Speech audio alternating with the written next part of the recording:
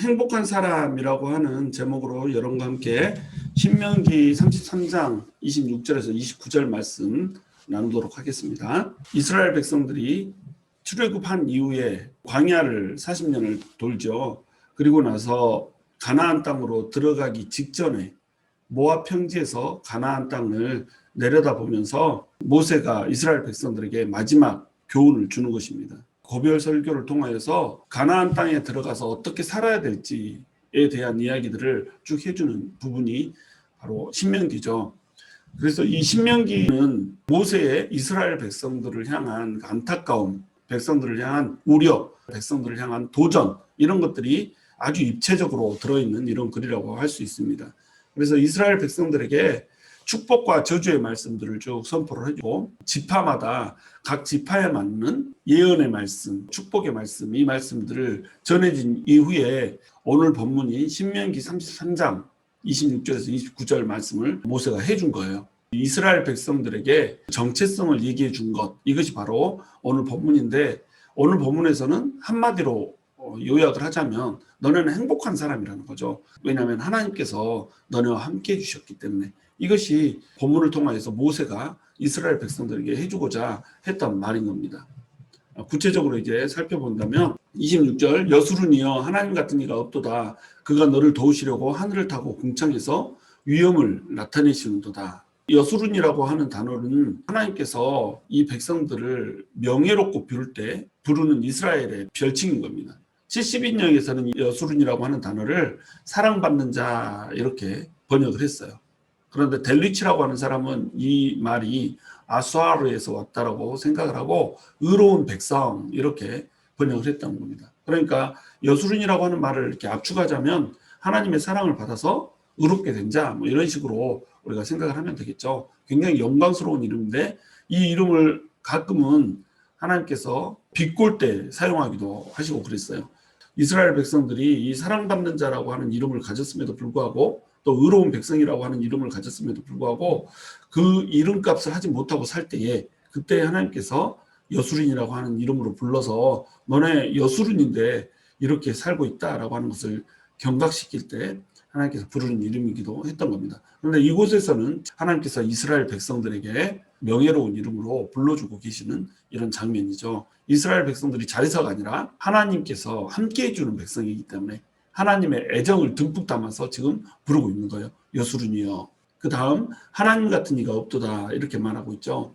하나님 같은 분은 존재하지 않습니다. 하나님께서는 전지자이시고 전능자이시고 영원 불면하시며 어제나 오늘이나 동일하시고 회전하는 그림자도 없으시고 무소부지하시고 독립자이시고 자존자이신 그 하나님 같은 이가 있을 수가 없지요. 그런데 하나님 같은 이가 있을 수 없는 또 한 가지의 이유가 있어요. 그것은 뭐냐면 그 지존자이시고 절대자이신 하나님께서 한낱 사람과 함께 해주시고 사람의 도움이 되기 위해서 하늘을 타고 궁창에서 위엄을 나타내시고 온다는 거예요. 그가 너를 도우시려고 하늘을 타고 궁창에서 위엄을 나타내시는도다 이렇게 표현하고 있잖아요. 어떻게 절대자이고 지존자이신 분이 한낱 인간을 돕기 위해서, 그것도 말도 지지리도 안 듣고 지들 멋대로인 죄투성이인 인간들을 위해서 도우시기 위해서 하늘을 타고 궁창에서 위엄을 나타내시겠느냐 이거죠. 많은 사람들이 하나님이 당연히 우리를 위해서 무언가를 해줘야 된다고 생각해요. 그런데 그렇지 않아요. 우리는 하나님의 뜻을 저버리고 하나님의 품을 떠난 사람들이거든요. 우리가 예수님을 믿는다고 하면서도 또 하나님의 백성이라고 하면서도 얼마나 자기 멋대로 살아요. 하나님께서는 우리를 도우실 이유가 전혀 없는 거예요.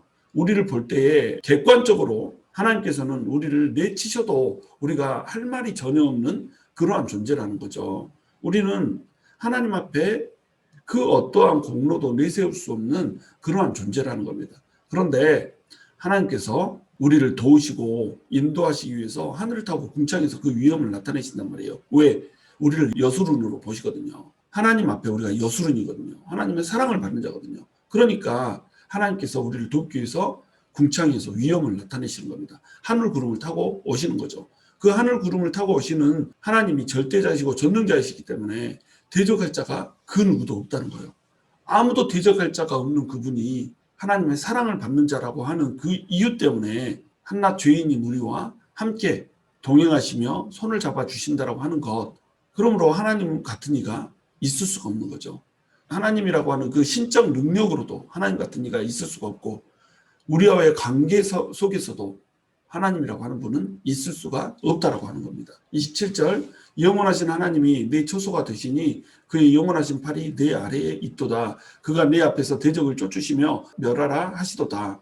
여러분, 하나님은 영원하신 하나님이잖아요. 근데 그 영원하신 하나님이 이스라엘 백성들의 처소가 되주신다는 거예요. 처소라고 하는 것은 머무는 장소라는 거잖아요. 하나님 안에 이스라엘 백성들이 머물고 있다는 겁니다. 하나님께서는 전능자이시고 지존자이신데 그분이 우리의 집이라는 거죠. 우리가 거하는 처소라는 거죠. 거기에 누가 침범할 수 있겠어요? 도무지 누군가가 그곳을 침탈할 수도 침노할 수도 빼앗을 수도 없다는 것입니다.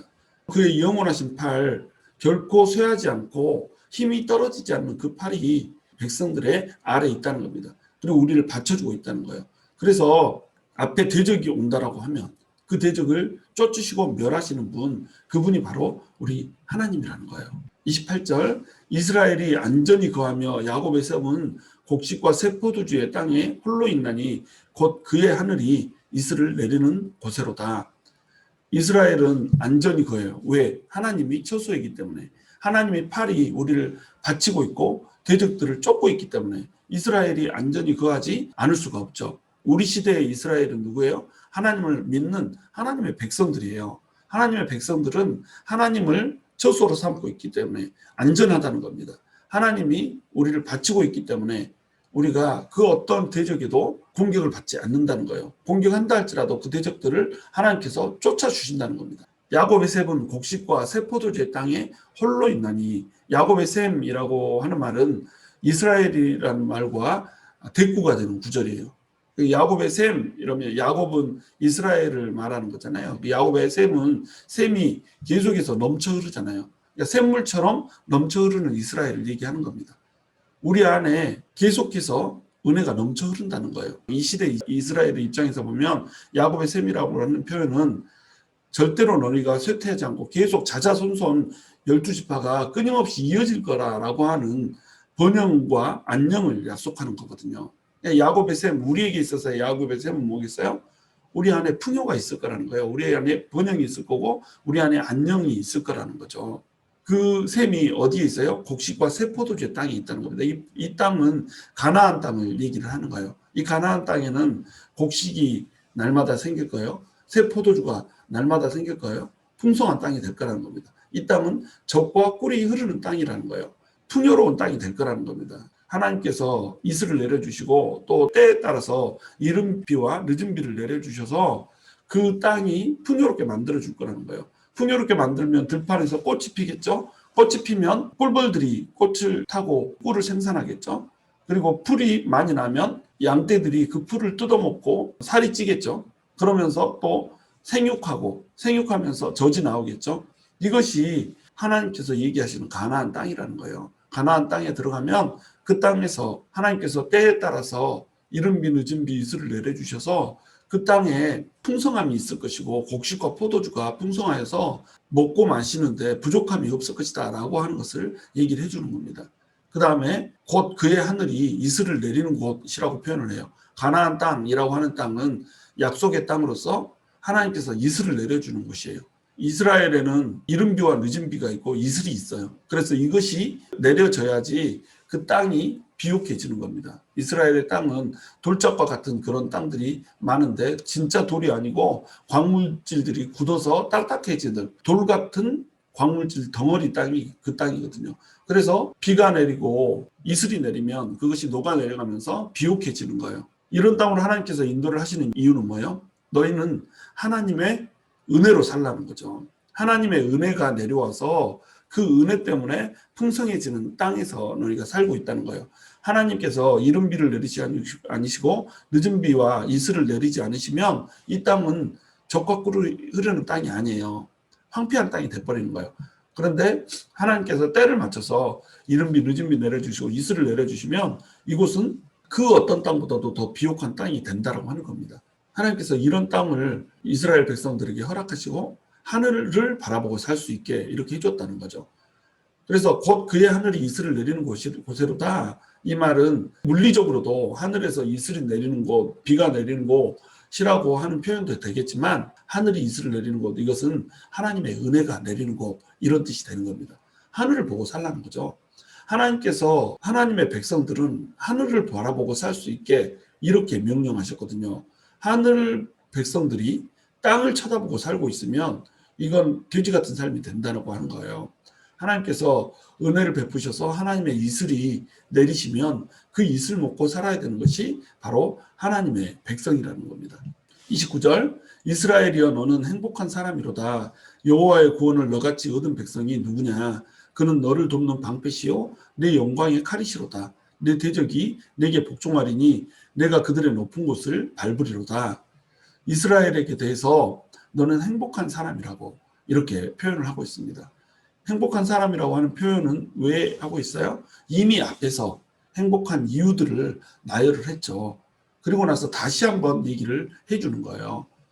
하나님께서 직접 하늘에서 돕기 위해서 하늘을 타고 내려오시고 구름을 타고 내려오시고 이스라엘 백성들을 하나님이 원하시는 그 땅으로 약속하신 땅으로 이끄셔서 하늘의 이슬을 내려주시고 땅에 기름진 것으로 채워주시는 그 하나님, 땅에서는 풍요로운 젖과 꿀이 흐르는 그 기름진 것을 주셔서 포도주와 곡식이 넘치게 해주시고 하늘로부터는 하나님의 은혜, 신령한 그 은혜들이 내려오게 하셔서 하나님의 그 영적인 은혜 가운데서 살게 해주시는 그 하나님이 이스라엘 백성들의 거할 처소가 되어주시고 공격해오고 쳐들어오는 악한 세력들이 있다면 물리쳐주시고 전능자께서 친히 이렇게 해주는 사람들이 어디가 있겠냔 말이죠.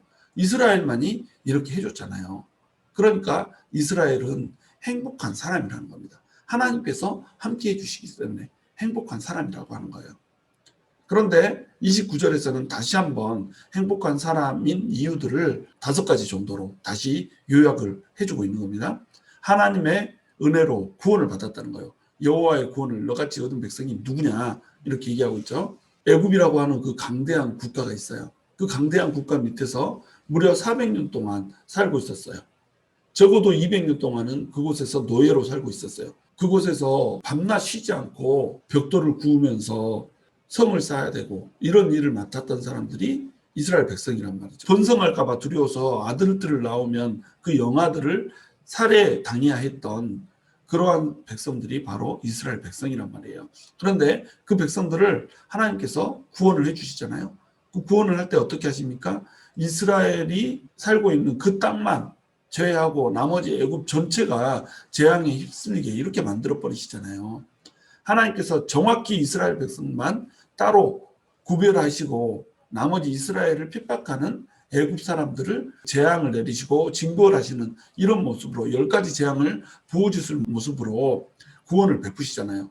홍해 바다를 가르시고 홍해 바다에 이스라엘 백성들을 쫓아오는 바로의 군대를 수장시켜 버리잖아요. 이렇게 구원을 받은 백성이 어디 있냔 말이에요. 가장 강대국이라고 할 수 있는 애굽의 소나기에서 오합지졸이 없고 노예일 뿐이었던 이스라엘 백성들이 홍해 바다에 그 묻을 밟고 광야로 나와버리잖아요. 이런 구원을 얻은 백성이 누가 있냔 말이죠. 이스라엘 뿐이에요. 지금까지도 오직 이스라엘만 이렇게 돼 있다는 거죠. 그는 너를 돕는 방패시요. 하나님께서 친히 이스라엘을 돕는 방패가 되어주신다는 거예요. 또 하나님께서 친히 영광의 칼이 된대요. 방패로 그 어떠한 대적이어도 다 막아내고 칼로 그 어떠한 대적이어도 다 쳐서 무찌를 수가 있다는 거죠. 왜?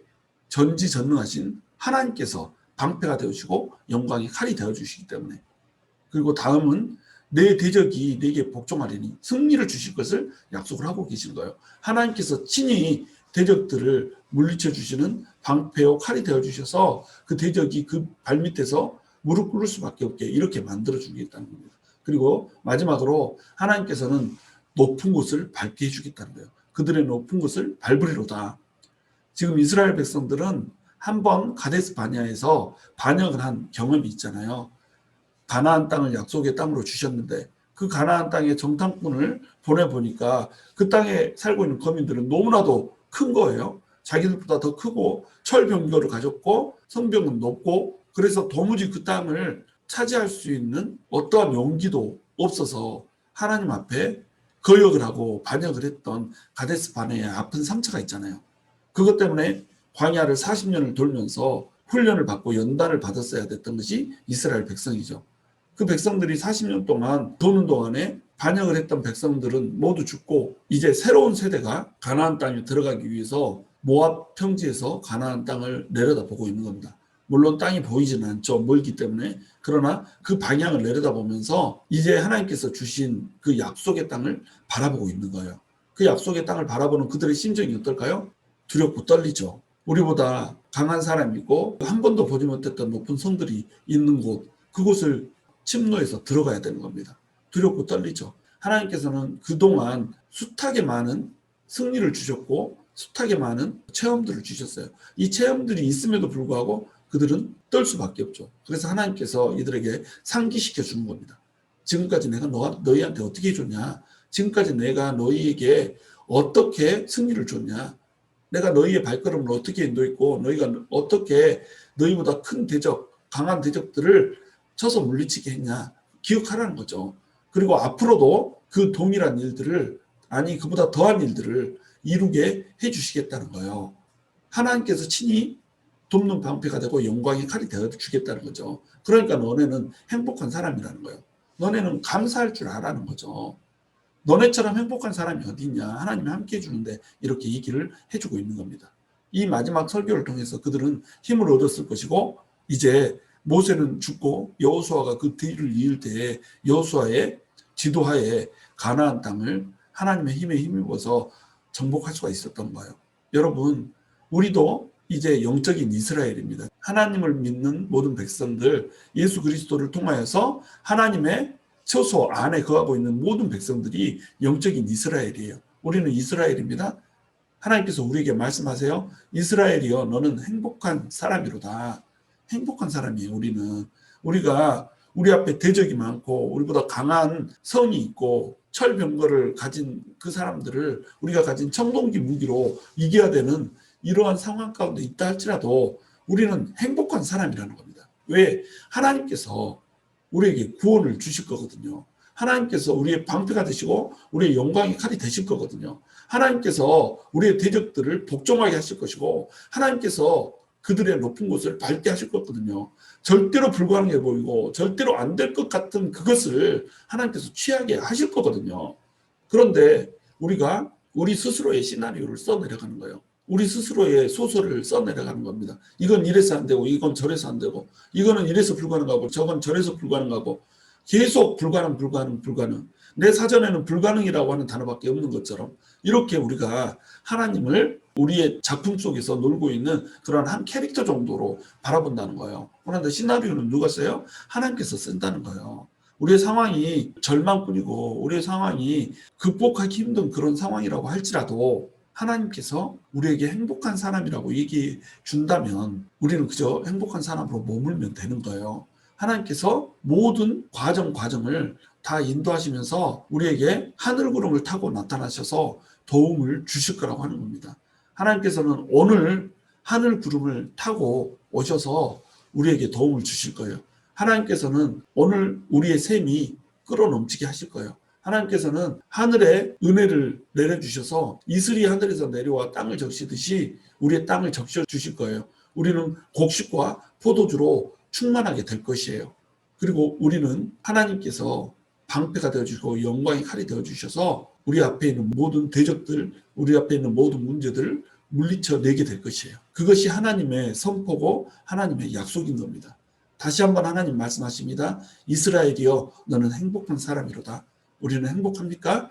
하나님 안에서 행복합니까? 우리는 하나님의 처소 안에 거하고 있습니까? 하나님의 그 강력한 영원하신 팔 위에 우리가 존재하고 있습니까?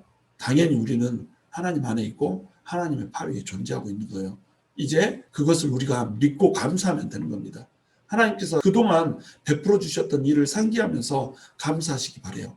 하나님께서 앞으로 이루어지실 일들을 믿으시면서 감사하기 바랍니다. 여러분, 저와 여러분이 하나님의 도우심과 하나님의 방패 되시고 영광의 칼이 되어주시는 은혜로 말미암아서 행복한 사람으로 살아갈 수 있게 되기를 주님의 이름으로 축원합니다.